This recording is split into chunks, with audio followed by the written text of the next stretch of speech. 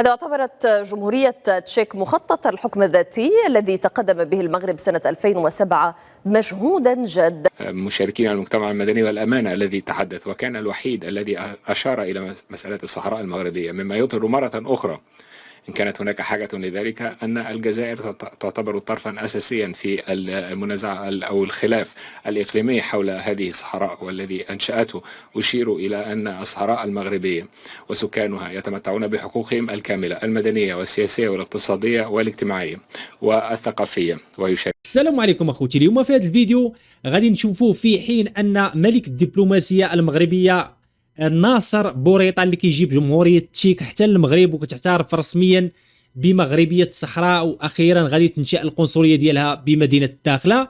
هناك في الجهه الاخرى اللي هو نائب عمر هلال بالامم المتحده اللي كيصفع لي نظام الكابرانات وكيصفع لي الكرغولي ديالهم، عطال اللي ديما معطل صراحه بعد ما بدا يتكلم على مغربيه الصحراء وكيستفز المملكه المغربيه في الوحده الترابيه ديالها.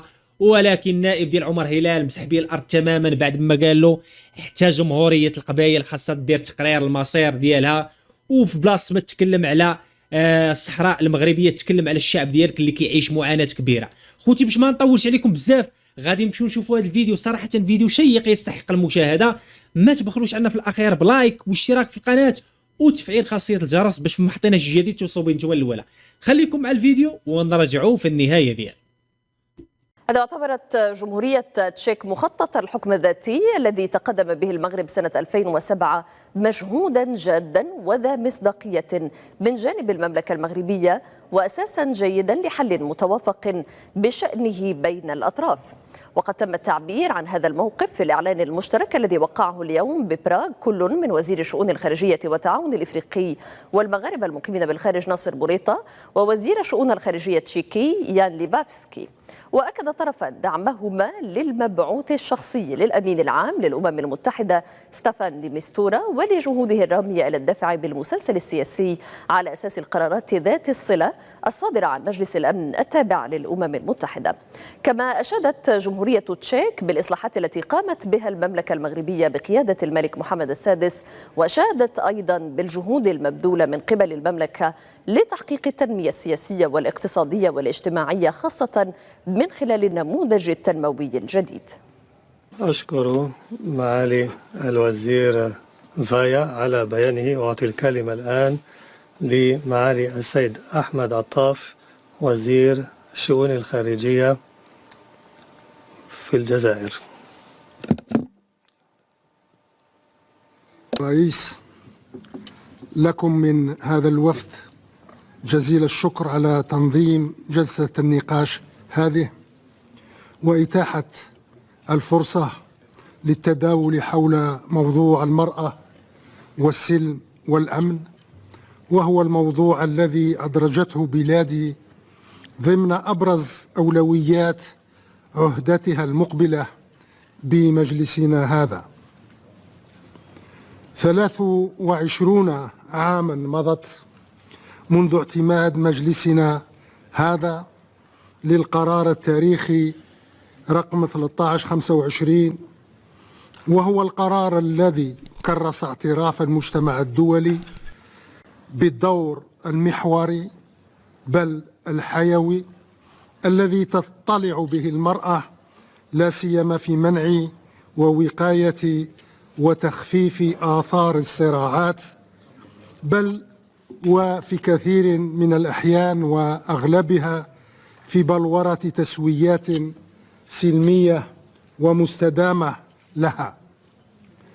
في هذا الإطار يرحب هذا الوفد بالتقدم المحرز في تجسيد مقتضيات هذا القرار الهام، وبالخصوص ما تعلق بإدماج أجندة المرأة والسلم والأمن بوتيرة متزايدة وبصورة بارزة في أشغال منظماتنا الأممية ومختلف هيئاتها الفرعية، وكذا على المستويين الإقليمي والوطني. ومن جانبها وتأكيدا لما جاء في كلمة رئيس الجمهورية السيد عبد المجيد تبون خلال مشاركته في النقاش العام للدورة الحالية للجمعية العامة، فقد اعتمدت بلادي شهر يوليو المنصرم خطة عمل وطنية بهدف تقديم مساهمتها في تحقيق مقاصد هذا القرار الأممي الرامي إلى تعزيز مكانة المرأة في السلم والأمن ودورها الفعال في إحلال السلام في كل مكان وفي جميع الأوقات وتحت كل الظروف.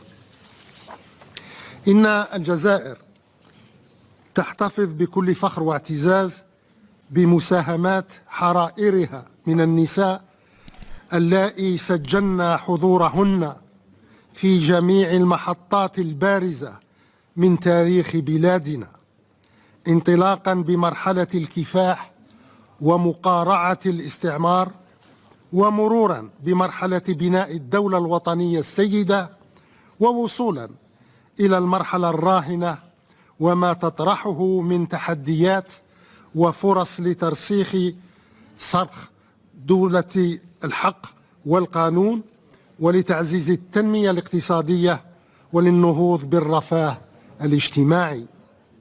ولا شك أن اعتماد خطة العمل الوطنية الرامية إلى تفعيل القرار 1325 كما هو منصوص عليه في التوصية الرابعة من آخر تقرير للأمين العام للأمم المتحدة حول هذا الموضوع سيكون له الأثر البالغ في تعزيز هذا التوجه وفي تثبيت المكتسبات التي حققتها الجزائر في هذا السياق، لا سيما فيما يتعلق أولا بتعزيز عملية تجنيد النساء في الأسلاك الأمنية والعسكرية بغرض المشاركة الفعلية في الحفاظ على الأمن والاستقرار. ثانيا بدعم وصول وترقية النساء إلى المراكز القيادية في الهيئات الأمنية. ثالثا برفع الوعي لدى النساء والرجال بأهمية مشاركة المرأة في القطاع الأمني والعسكري وتشجيع الانخراط فيهما. رابعا تعزيز تواجد المرأة في مختلف الهيئات الوطنية والإقليمية والدولية ذات الصلة بالسلم والأمن. خامسا بتدريب موظفات قياديات في الهيئات الأمنية والعسكرية على تقنيات التفاوض وإدارة النزاعات وحلها لتهيئاتهن للمهام الإقليمية والدولية الخاصة بحفظ السلام. سادسا بإنشاء قاعدة بيانات للنساء اللائي لديهن تجربة في عملية التفاوض وحفظ السلام والنساء المؤهلات للقيام بذلك. سابعا وأخيرا بإشراك العنصر النسوي الناشط في المجتمع المدني والحركة الجمعوية في جميع المجالات. السيد الرئيس، إن الجزائر وكغيرها من باقي الدول ليست بمنأى عن التداعيات التي تفرضها التطورات الدولية والإقليمية، وبالخصوص ما تعرفه منطقة الساحل الصحراوي التي تشهد تأزما غير مسبوق في الأوضاع جراء تزايد وامتداد وتفاقم بؤر التوترات والأزمات والصراعات في صورة قوس من اللا أمن ولا استقرار يمتد من البحر الأحمر إلى المحيط الأطلسي. ومن هذا المنظور فإن خطة العمل التي اعتمدتها بلادي بمحاورها الأساسية الثلاث المشاركة الوقاية والحماية تشكل استراتيجية استباقية ووقائية تهدف إلى النهوض بمكانة المرأة في المجتمع والإقرار بدورها في مجال السلم والأمن، لا سيما من خلال دعم مشاركتها في المفاوضات وعمليات حفظ السلام وبناء السلم بطريقة دائمة ومستدامة. وختاما أوجه تحية كبار وإجلال للنساء الفلسطينيات على صمودهن في وجه العدوان الغاشم للاحتلال الإسرائيلي على قطاع غزة المحاصر، وعلى جلادهن في وجه ما يحاك ضد القضية الفلسطينية، مثلما أحيي ثبات المرأة الصحراوية في الدفاع عن حق الشعب الصحراوي في تقرير المصير وفق ما وضعه مجلسنا هذا من قرارات ومراجع وضوابط. ومني تحية إعجاب واحترام وتقدير لكل الحرائر في العالم نظير ما تضحين به وما تحملنه من متاعب وما تقدمنه من جهد بغية فرض بصماتهن وتواجدهن وتأثيرهن في أطر انتمائهن الهادفة إلى استتباب السلم والأمن والاستقرار. وشكرا لكم سيد الرئيس. I thank His Excellency. أشكر معالي السيد أحمد عطاف على بيانه، وأعطي الكلمة الآن لصاحبة المعالي. أعطي الكلمة الآن للمغرب وسيكون آخر متحدث. شكرا سيدي الرئيس. أولا وفد بلادي يود أن يتقدم لكم بالشكر لتنظيم هذا النقاش العام تحت رئاستكم الصديقة لهذا النقاش حول المرأة والسلم والأمن. القرار 1325 لمجلس الأمن يمثل الإطار المرجعي الدولي لاحترام وحماية حقوق المرأة في حالات النزاعات وبناء السلام. خطة المرأة والسلم والأمن تمثل اعترافا دوليا بدور المرأة كعامل من أجل التغيير وطرف أساسي لبناء السلام والحفاظ عليه وتثبيته. ولكن الانتقال من النظرية إلى الجانب العملي تعتبر مهمة صعبة تتطلب جهودا إضافية على كل المستويات. هذه الخطة خطة